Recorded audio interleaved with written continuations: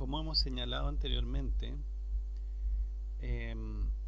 los receptores intracelulares presentan tres dominios: el dominio de unión a la hormona hacia el extremo carboxilo, el dominio de unión al ADN, que le va a permitir interactuar con una región regulatoria de un gen, y el dominio de transactivación o activación trans, que está hacia el extremo amino.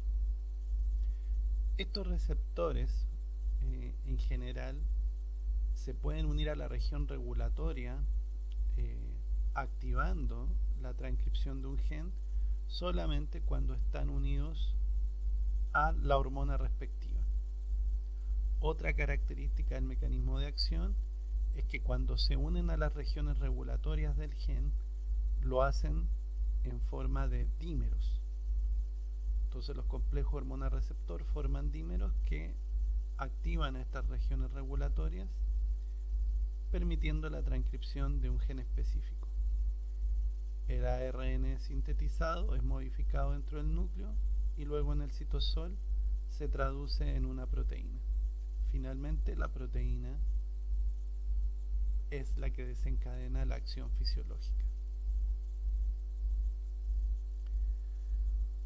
Cuando vemos el ejemplo del receptor para glucocorticoides, nos damos cuenta que cuando el receptor está desocupado, está inactivo, asociado a una proteína inhibitoria. Entonces el receptor desocupado está asociado a una proteína inhibitoria que generalmente es una proteína de shock térmico.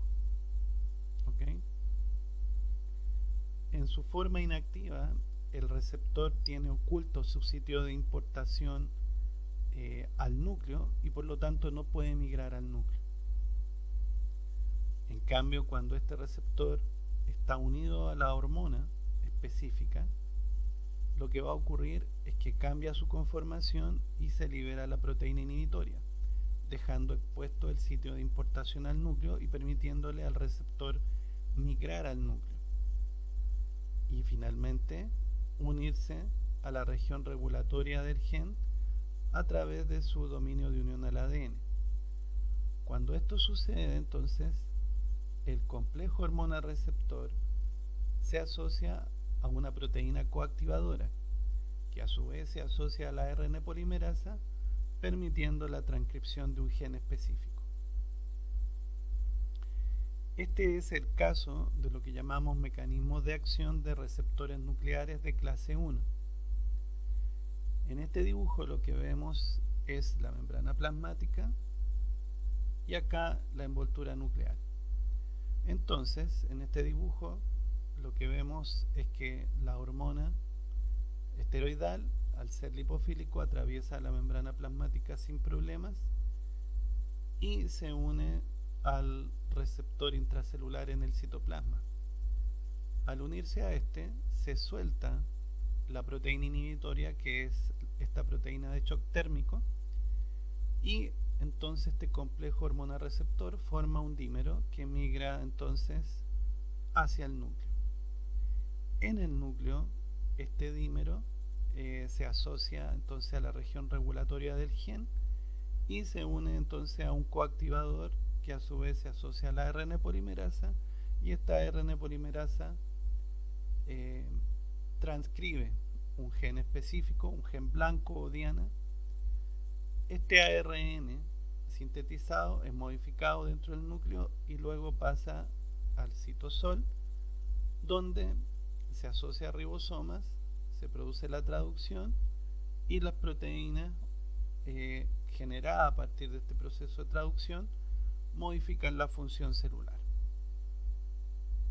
Entonces, en este mecanismo de acción de clase 1, vemos que el receptor desocupado va a estar localizado en el citosol y solo cuando el receptor está unido a la hormona puede migrar al núcleo.